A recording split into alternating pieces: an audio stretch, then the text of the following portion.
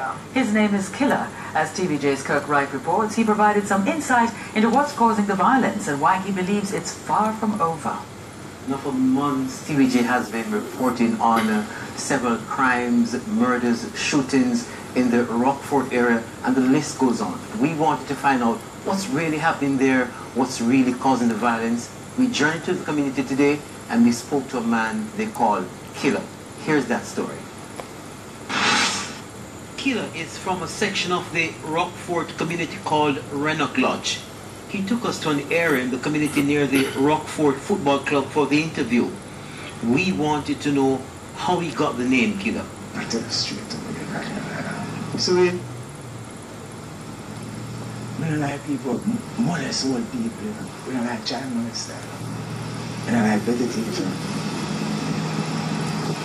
So if you have them man type of man there for deal it, and do it and no want to stop do it, you send them to it. The area, which has been rocked by violence for months, is calm now but tense. Without saying how, Killer told us it's because of him why the community is now experiencing relative calm. You think of my decision to do this? You look on as a decision from him, I know my style is. He says the war is internal and that part of it, it's fighting for turf. Men fighting to control the work that is expected to start to construct a mini stadium. The two them done and them can't read.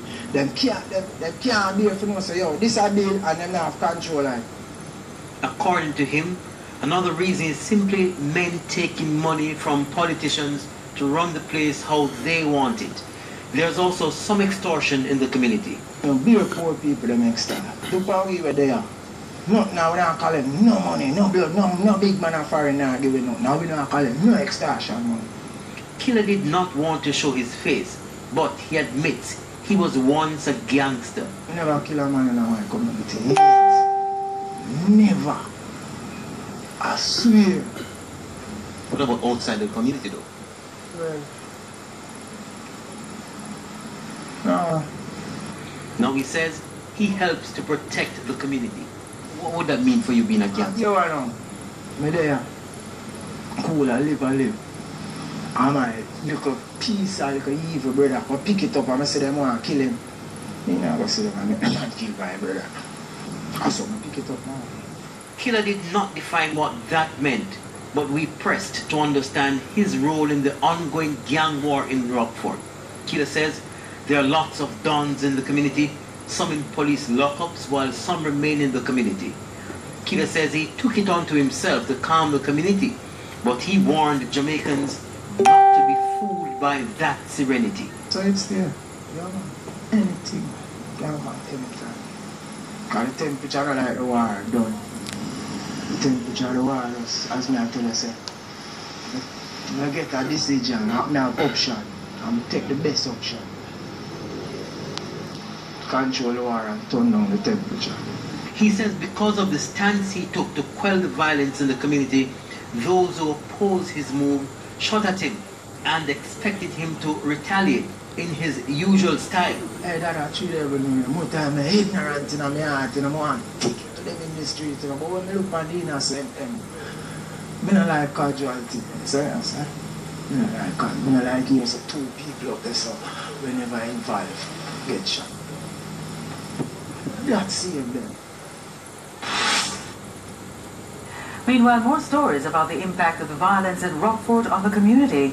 TVJ's Anthony Lugg has that story, plus reactions from the police and councillor of the division. The violence in the Rockfort community began about a month ago. Since then, there have been speculations as to what spawned the feud between men from Jarrett Lane, Oliver Road, and neighboring communities. We put that question to Angela Brown-Burke, who's the councillor for the division. There are individuals who have made a business out of buying and selling ammunition as well as guns. We know that that is part of what is happening. We know that there's the issue of the lot of scamming, where persons have made money and they are spending it in those ways. As gang violence spiraled, several persons have been shot, some fatally, leaving residents to shun the streets and take cover. And the pot cover dropper. Mommy, you hear that? You see when I go around and say, no, Abby, the pot cover. She take up her little sister and say, Mommy, no, I go and try, I could go under the bed. Up under bed, me sleep at night time, sir. Under the bed. My daughter 18. So I'm a 2-year-old, me I tell about her 3-year-old, she 18. And she there underneath the bed to the last extreme. When she said, Mama, I want pee-pee, the bathroom there right beside her room. And she cannot even get up. Forgot that when she get up, she had tremble, she wet. The police have increased their presence in the area, but believe the residents are contributing to the problem. The criminals are getting support from community members, and therefore we ask those that know where the criminals are to give the information. Anthony Lugg, TVJ News.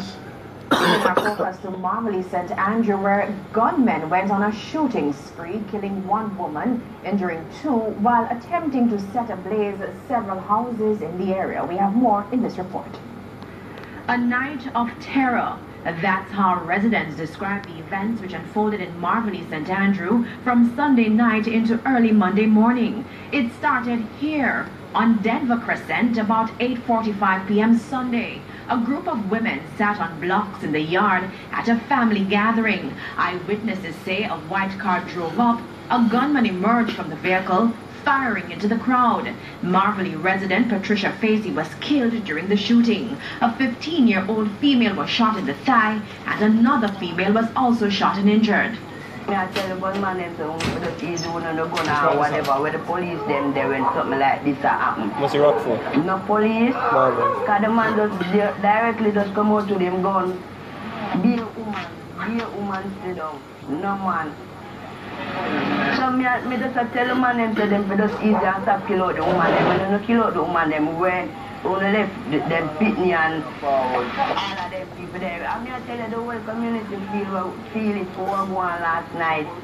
The community, already tense from that incident, awoke to screams from another house. At about 3:30 a.m. Monday, gunmen struck again. They attempted to enter this house, no luck, so they threw Molotov cocktails into the building. The first one went through this window. The curtain torched. The device landed on the bed. The occupants of the house, 7 of them, moved quickly to extinguish the blaze. There was also damage to furniture. This bucket was inside. When TVJ News arrived on the scene, the smell of gasoline was everywhere. We counted 3 Molotov cocktails, 1 on the bed,